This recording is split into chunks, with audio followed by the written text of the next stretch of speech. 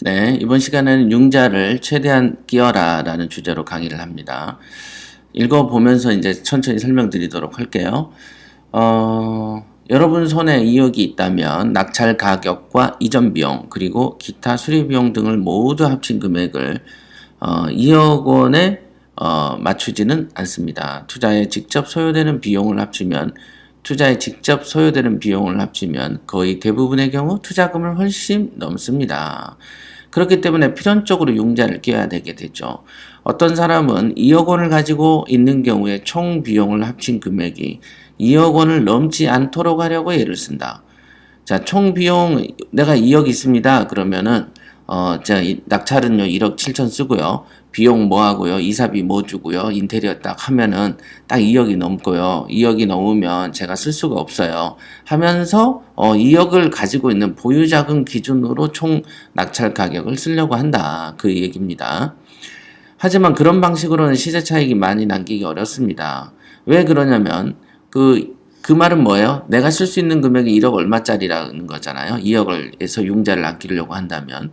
그러면 내가 쓸 수 있는 물건이란 거는 최저가가 지금 1억 5천 정도에다가 시세는 2억을 넘기지 않는 건이니까 거기서 1등을 해야 되는 입장이다 보니까 당연히 시세 차익을 많이 남기기는 어렵죠. 어느 정도 융자를 끼워야만 감정 가격이 큰 물건에 응찰할 수가 있고 자금 여유를 가지고 또 다른 물건을 매입할 수도 있기 때문이다. 네, 융자를 껴야만 높은 물건은 큰 물건을 살 수가 있고 큰 물건을 사야만 시세 차익이 적어도 커질 가능성이 농후하죠. 그 이유는 뭐냐면 20% 30%씩 떨어질 때 1억은 한 번 떨어지면 8천 되지만 5억은 한 번 떨어지면 4억이 되잖아요. 그런 것처럼 이 떨어진 폭이 크지 않습니까? 그래서 그렇습니다. 물론 방식을 선택하는 것은 투자자 본인의 자유입니다. 대출 이자를 갚을 능력이 안 되는 연령대인 경우에 융자를 많이 끼기는 조금 힘들 수도 있어요. 그러나 월세가 분명하게 나온다면 융자를 많이 껴서라도 사면 되는 것이죠. 자, 주변 사람들이 대출을 받아서 투자하는 것을 반대하는 경우, 이런 경우도 있었습니다. 보면 컨설팅을 막 하고 사람을 만나다 보면 야, 주변에서 대출 좀 끼지 마라. 위험하다. 저금리 때도 이랬어요. 고금리 때도 그럽니다. 지금처럼 저금리다가 고금리로 올라가면 또 이런 걸 또 반대해요. 그러나 여러분들이 반대하기 이전에 정부에서 대출을 좀 줄인다고 하지 않습니까? 적게 준대잖아요. 그러니까 그런 걱정 안 해도 되죠. 자, 투자자들이 개인적인 차이가 많이 존재하는 부분인데요. 제 개인적인 투자 스타일은 융자를 최대한 알아보고 거기에 맞춰서 큰 물건을 잡습니다. 자, 여기 보세요. 한 줄 아닙니까? 한 줄. 이게 구결이죠. 융자를 최대한 알아보고 거기에 맞춰서 큰 물건을 잡는다. 융자를 최대한 알아보고 거기에 맞춰서 큰 물건을 잡는다. 공식이죠. 그 이유로는 첫째, 감정 가격이 높은 물건일수록 한 번 유찰되면 유찰폭이 크다. 예컨대 5억짜리가 한 번 유찰되면 4억이 되지만 2억짜리는 1억 6천이 된다. 네. 이 말만 딱 들어도 아는 사람은 알죠. 자, 일단 감정 가격이 낮다면 시세 차익을 보기가 어렵기 때문에 저로서는 우선 기피하는 것이죠. 이렇게 됐죠. 우선은 감정 가격이 낮다면 시세 차익이 보기 어렵다. 그래서 감정 가격이 높은 물건을 잡자니 가진 돈은 적고 해서 융자를 낄 수밖에 없다는 것이죠. 둘째, 부동산은 한 번 투자를 하면 적어도 1년, 길면 몇 년을 가지고 갑니다. 그렇기 때문에 선택의 순간에 최선을 다할 수밖에 없습니다. 작은 돈이나마 쉽게 선택을 할 수 없습니다. 오로지 선택의 동기는 이익일 수밖에 없는 것이죠. 한 번 투자로 최대한 벌어들일 수 있는 물건을 잡으려고 노력하고 그 과정에서 융자는 매우 커다란 역할을 하게 된다. 그러니까 이제 어떤 사람들은 융자 끼면 뭐하냐, 은행만 배불려 주는 거고 융자 끼면 뭐하냐, 월세 수익이 줄지 않느냐라고 얘기를 하지만 융자를 끼므로써 내가 가진 자본을 나눠가지고 또 다른 물건을 잡는다고 봤을 때 그 물건의 수익을 생각을 해보면은 그까진 융자는 아무것도 아니죠.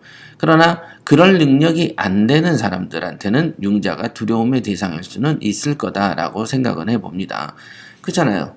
쪼개서 살 능력도 안 돼. 포르쉐 하나 샀어. 근데 융자를 끼는 것보다 돈은 있어. 그러면 그 융자를 안 끼고 내 돈을 투자하는 게 좋겠다라고 생각하겠죠. 그래서 최근에 보면 연예인들의 어떤 빌딩 매입한 거를 들어보면은 뭐 전지현인가 뭐 그런 사람들도 대출금이 없이 집을 뭐 70억짜리, 100억짜리 저기 고소영도 그런다고 들었는데 그러니까 이 빌딩의 수익률이 엄청 낮은 거예요. 아니, 예를 들면 100억 원어치 사가지고 그 월세를 이렇게 받아봐도 2%대도 안 되는 거예요, 수익률이. 그러나 그 100억이 들어간 현금을 뭐 40억씩 쪼개가지고 이렇게 하면 그만한 거를 3개도 더 살 수가 있죠. 그런데 그들을 컨설팅 해주는 사람이 없는 것 같아요.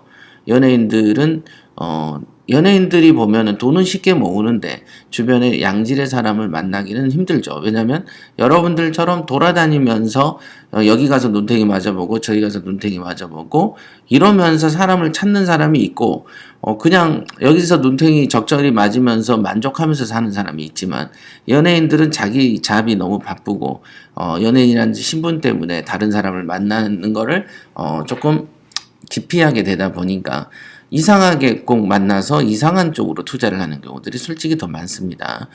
그러니까 연예인들이 말년에 좀 망하는 경우들이 많이 있죠. 극소수죠. 여러분들이 알고 있는 부자는 극소수입니다.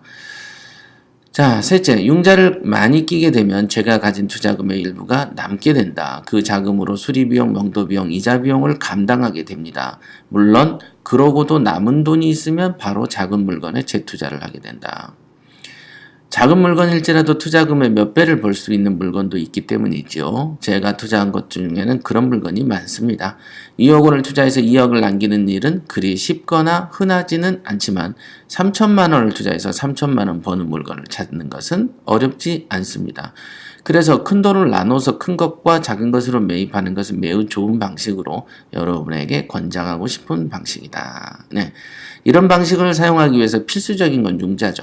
융자에 대해서 누가 옳다, 그르다라는 말을 할 수는 없는 부분이 있지만 융자는 이자를 내야 하기 때문에 피하고 싶은 것은 사실이고 형편에 따라서 생활에 미치는 영향도 크다. 왜 그러냐면 내가 예를 들면 딱 200만 원짜리 월급쟁인데 그 애들 학원 보내고 집에 들어가는 생활비 쓰고 개인 용돈 쓰면 거의 끝나는데 갑자기 남편이 뭔 집을 하나 산다면서 융자가 50만 원이 들어간다 그러면 그게 아까워 죽는 거죠.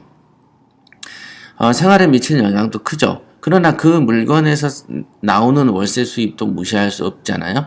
네, 그런 것도 생각을 해야 되는데 당장에는 그런 걸 생각하지 않는다는 거죠. 10시 한 반 정도 되면 어김없이 앰뷸런스가 붑니다. 사이렌이. 보면은 훈련 같은데 훈련 하루에 한 2번 정도는 꼭 저럽니다. 꼭 이 시간에 불날 리는 없잖아요. 그러나 생활이 어려워질 만큼 이자 액수가 소득에서 차지하는 비율이 높다면 융자를 많이 받지 않는 것이 오히려 나을 수도 있겠습니다. 이거는 당연한 거죠. 그러니까 이거는 이 말의 특징은 뭡니까? 여러분들의 수입을 고려해서 알아서 판단을 하라. 하지만 융자는 이러이러한 효과가 있으니 판단을 할 때 그 점을 감안해서 판단을 하시라. 이 뜻이죠. 자, 모든 것은 본인들의 선택이다. 제가 말하는 융자를 많이 끼라는 말의 의미를 잘 이해하시기 바랍니다. 결국 결론적으로는 감당할 능력이나 호불호를 떠나서 융자를 많이 끼면 큰 물건을 낙찰받을 수 있다는 것은 사실이다. 큰 물건은 앞서 말했듯이 시세 차익이 크다. 더군다나 융자를 받게 되면 남은 자본으로 여러 가지 물건을 많이 낙찰받을 수도 있다는 이점이 있다는 것을 기억하라. 이렇게 됐죠. 좀 더 나은 투자 방법과 큰 이익을 선택할 것인가 아니면 마음이나 생활이 편한 것을 선택할 것인가. 이 두 가지는 공존하기 어려운 일이므로 큰 이익을 선택하기 위해선 마음이나 생활에 불편함이 따라올 수 있음을 알고 투자하라. 네, 큰 이익을 선택하려면 마음이나 생활에 불편함이 있을 수 있다. 그거는 너무 당연한 거죠. 여러분들이 고시 공부를 해서 합격을 하길 원한다면은 큰 이익을 선택하기 위한 것이니까 평상시에 어떤 놀고 싶은 마음을 접어야 되는 것이고 명절날 누가 어떻게 해야 되는 일이 있어도 접어야 될 일이 있는 것이죠. 대기업의 과장하고 대기업의 대리한테는 추석날 성묘 지낼 때 회사에 출근하라고 하지 않습니다. 그러나 큰 기업의 이사급 정도 되면은 명절날에도 야, 너 나와라고 할 수가 있다. 즉, 큰 이익을 향유하면 당연히 그에 합당한 따르는 그런 불편함이 있을 수 있는 것은 세상의 이치가 아닐까 싶습니다. 자, 융자에 대한 많은 생각을 해보시기 바랍니다.